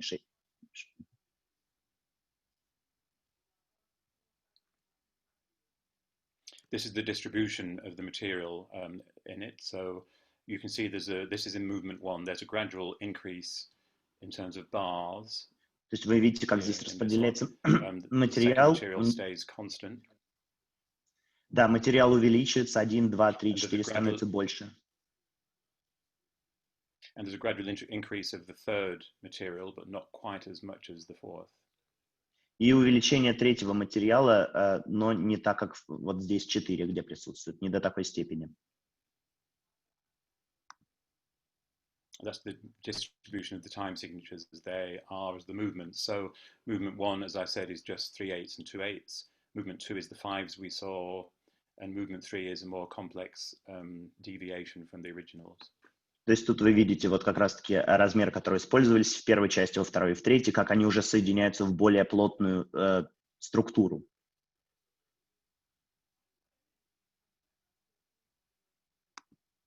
We've seen that. So this is a first page of the score with, I've identified the materials here. So this is material 1, as we've discussed, material 3, material 2, it's unfolding. There are new elements appearing each time, but you can still see we've got these crescendoing dyads which are taken from this. Material 3, another feature of it here is pizzicato. This is the first appearance of pizzicato in the piece, and the entire quartet play pizzicato. На этой странице вы можете видеть, как материал уже распределен. То есть первый материал мы уже с вами видели. Материал третий — это тишина, который используется. Второй материал тут тоже присутствует, в котором используются вот эти диады из 2 нот и вот это крещендо постепенное. Обратите внимание на последний такт внизу. Там первый раз в пьесе используется пиццикато. So you can see how these materials gradually unfold within the movement and within the 6 movements as a whole. Да, вы можете как материал разворачиваться сам по себе и в контексте 6 уже частей, как они следуют друг за другом. I'll just play this little fragment.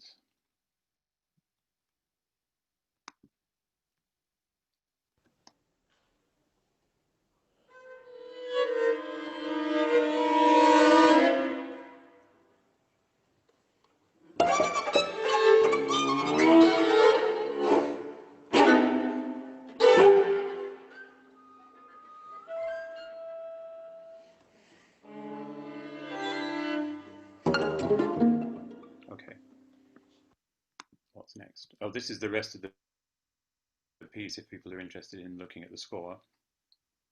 Это вот остальная часть пьесы, если вам интересно посмотреть на ноты. It can be seen that various features are coming back, like these aggressive chords, for example, silence, glissandi, all of which are features of different materials, collegno or molto sul ponce, scurrying here.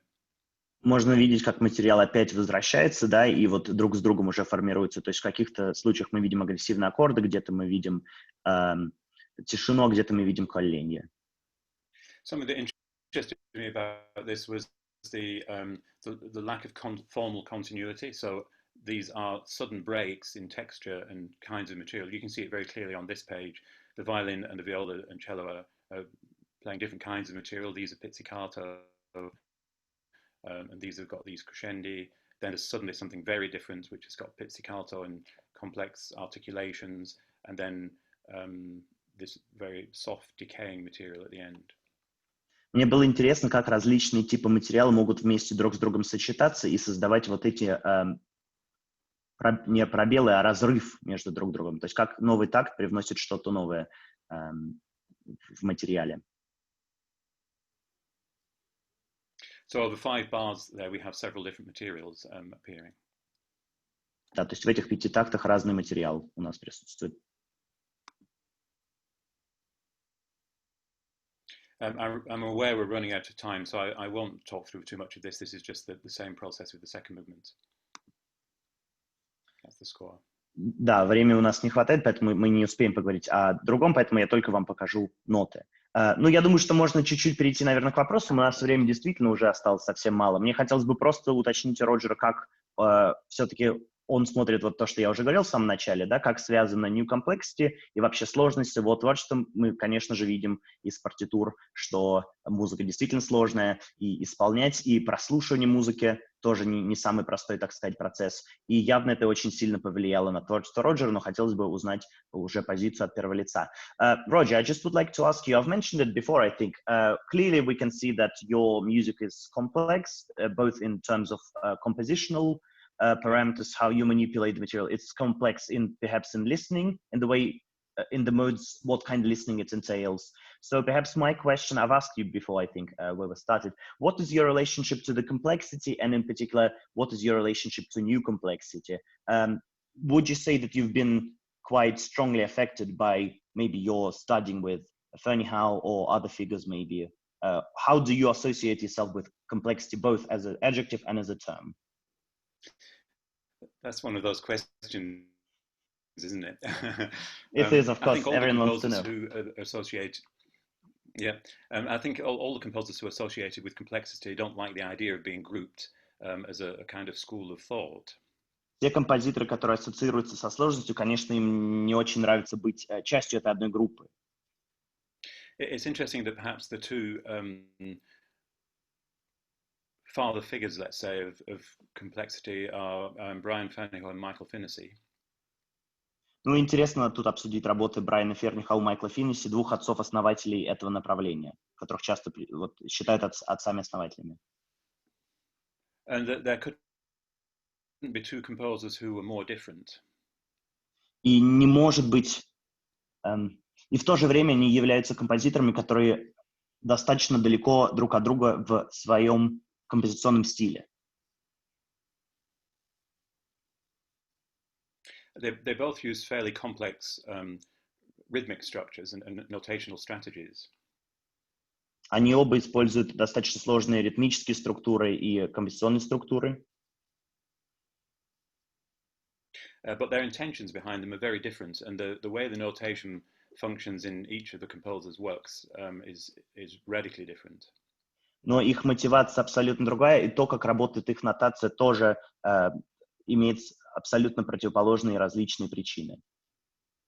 You mentioned that I have an association with these people. Obviously, I studied with Fernihoe, and I ran an ensemble with Richard Barrett and Michael Finnessy for a number of years. Вы уже упомянули мою ассоциацию с Брайаном Фернихом, так как я у него учился, и с Ричардом Барреттом, с которым мы вместе соосновали ансамбль «Экспозе».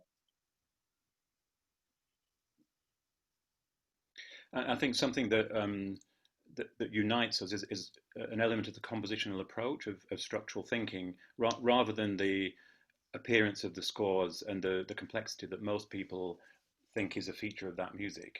То есть нас скорее связывает не только то, как выглядит нота, а скорее вот этот предкомпозиционный, очень структурный и структурированный подход к написанию музыки. As I think you're aware, I've been quite active as a performer, both as a violinist, as a conductor, and I've worked extensively with all of these composers, with the ensemble exposé that you mentioned. Как вы можете знать, я достаточно много выступаю как исполнитель, и как скрипач, и как дирижер, и очень много также я работал с этими композиторами движения New Complexity.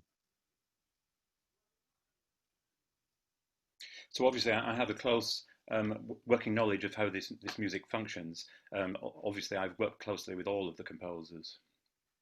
У меня есть непосредственно хорошее знание того, как эти пьесы пишутся, и я работал со многими композиторами. I never really understand what the problem is with complexity. There are certain rhythmic challenges. Я никогда не понимал, в чем именно присутствует вопрос к сложности. То есть, конечно, есть определенные ритмические сложности. But they're really an extension of the conventional notational system. If you look at the page in front of you now, for example, there's nothing on there which is unusual in terms of notation. но это всего лишь в определенном стиле расширение нотации. То есть тут ничего нету того, что вы бы и так не знали. То есть это просто расширенная система нотации.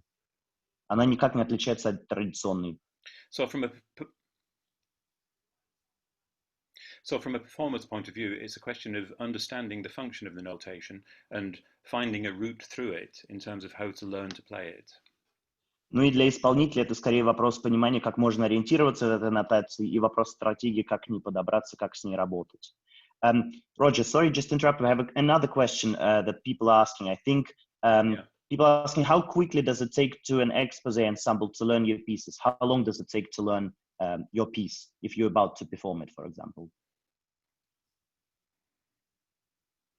Well, the players who I work with are very experienced at this kind of music. So, and also in England, the situation is such that we don't have a lot of funding for rehearsals, etc. So we actually learn the music very quickly.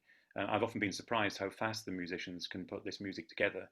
But again, you see, it's a question of experience and knowing what that route is through the notation. If you've never played music like this before, obviously it's a real challenge.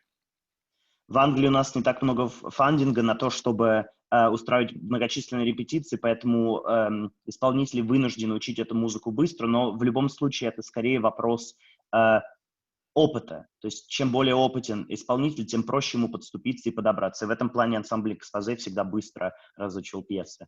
Another question.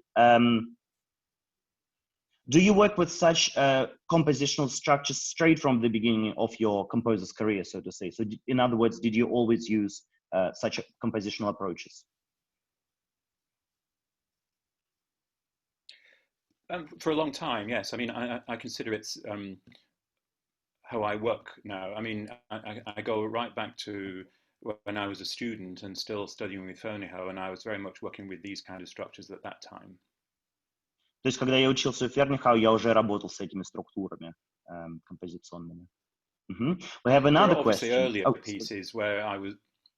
Sorry, no, go on. No, sorry, go ahead. You go on, please. No, please, you clarify. No, I was just going to say there are obviously earlier pieces when I was much younger, when I was less familiar with this music, where I didn't think in this way. But we all evolve as a composer, and you formulate your language in the way you think. So I gradually started to work like this. My earliest compositions were actually serial music, the very first pieces I ever wrote. То есть первая музыка композитора, конечно, отличалась музыка, она была, как он вот только что сказал, сериальную музыку писал Роджер, но каждый композитор, конечно, находит свой стиль и эволюционирует в процессе своей деятельности. И вот таким образом Роджер пришел к своему собственному стилю. We've got another question for you. Thank you, Roger, a lot for your lecture. I have a question.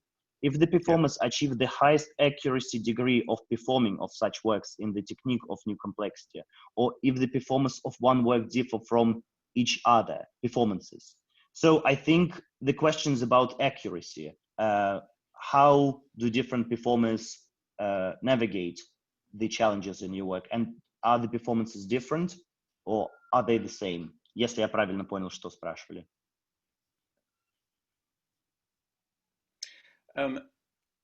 This is a very good question, of course. It's a question. The answer lies in what we expect from notation. I said that Fernihow and Finnissy were very different, and one of the big differences is their expectations from the notation in terms of accuracy. Тут нотация играет главную роль, потому что нотация ставит определенные ожидания от нас. И вот от двух композиторов, о которых я уже говорил, а именно Брайан Фернихау и Финниси, у них абсолютно разные ожидания от своей нотации. If the musicians have done their jobs properly, in other words, they've taken the right care and attention to learn the pieces, then of course they always sound the same, in the sense that any music would sound the same. Sorry, Roger, it broke up a little bit. Could you please repeat what you just said?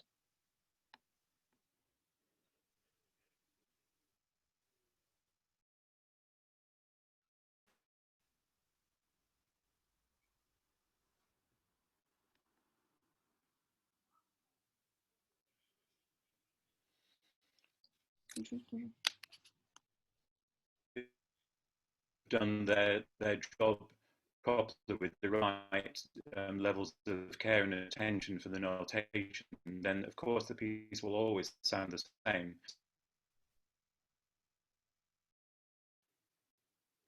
Sorry, I still missed, I heard the end, but I've missed the beginning again because it was breaking up. Может быть, ему попробовать выключить... ну все, уже поздно. Я думаю, Отключился опять? отключить видео, может быть, было бы проще, чтобы сигнал не терялся, но только сейчас... Да, это точно. Точно. Слушай, ну, в любом случае, я уже думаю, уже у нас без 10 минут, да, мы так растянули чуть-чуть нашу встречу. Да, немножечко. Ну, у нас уже последние выпуски, они так растягивались постепенно, то есть у нас чем дальше, тем больше ощущение, что хочется еще что-то посмотреть, еще что-то рассказать. Вот, так что, ну, я думаю, что, может быть, он все-таки сейчас еще появится, ну, так, чтобы мы хотя бы смогли адекватно его благодарить и попрощаться, потому что, конечно... Да, я думаю, знаете, что хочу сказать? Я думаю, конечно, мы его дождемся, и я от лица наших слушателей тоже поблагодарю его, конечно. Да, если есть вопросы, Роджер очень дружелюбный, на самом деле, композитор, и я думаю, он совсем не будет возражать, если вы ему напишите на e-mail какой-то, если у вас есть прям наболевший вопрос, и вам что-то интересно, я думаю, он с радостью вам ответит на это, если мы уже не успеем их сейчас задать.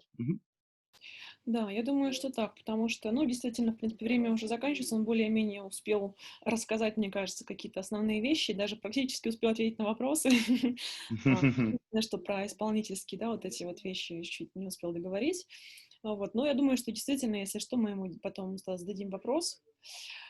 Так, ну что, можно, конечно, минуту подождать, так, чтобы убедиться.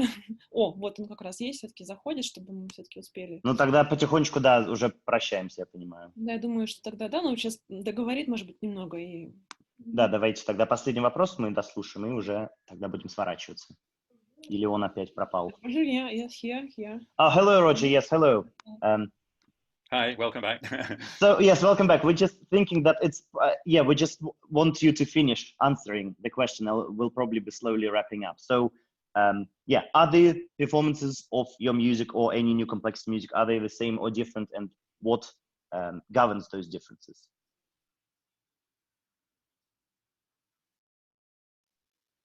I was saying before we broke the connection that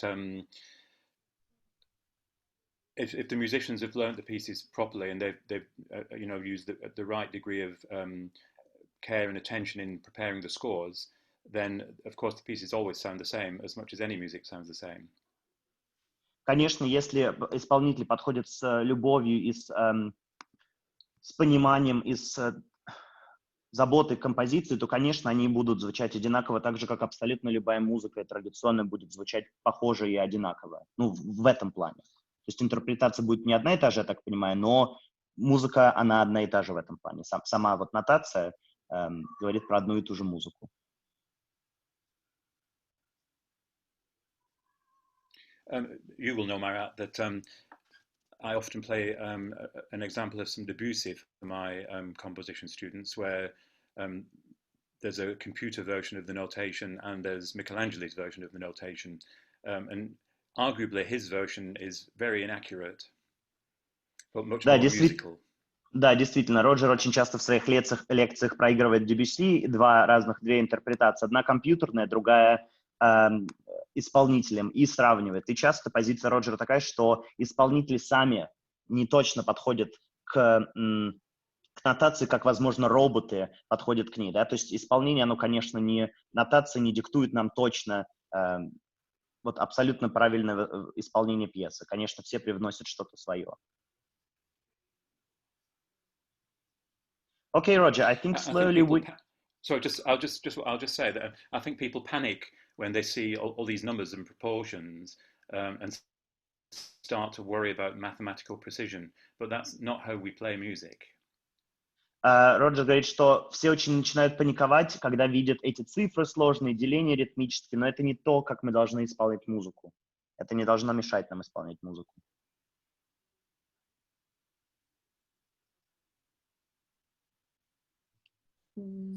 Ну, то есть это означает, что можно так относиться к этому именно как к музыке, да, и если там какое-то высчитывание будет не совсем точным, то он это допускает, правильно я понимаю? So the question is, if there's a little bit inaccuracy, do you accept it, or do you see it as mistake, or you take it in? I don't understand the concept of inaccuracy. You either play the music right or you play it wrong. If it's an approximation of the notation in the same way that we approximated Beethoven, it would be a bad performance. But if you just play what's written, it's what's expected. Ну, то есть Роджер достаточно I категоричен. remember when Sasha Ivashkin was learning my cello. Yeah, go on, please. I remember when Sasha Ivashkin was playing my learning Black Icons. He asked me about precision and performance, and I said, just play it like you would play any other music. Когда Александр Ивашкин разучил пьесу Black Icons, он тоже спрашивал Роджера, как ему нужно точно исполнять или нет, и Роджер просто ему сказал то, что исполняйте, пожалуйста, эту пьесу так же, как вы исполняли бы абсолютно любую другую. То есть относитесь к нотации так, как относитесь в других случаях.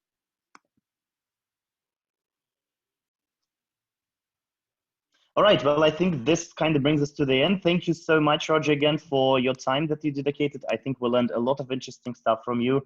So very pleased to have you here.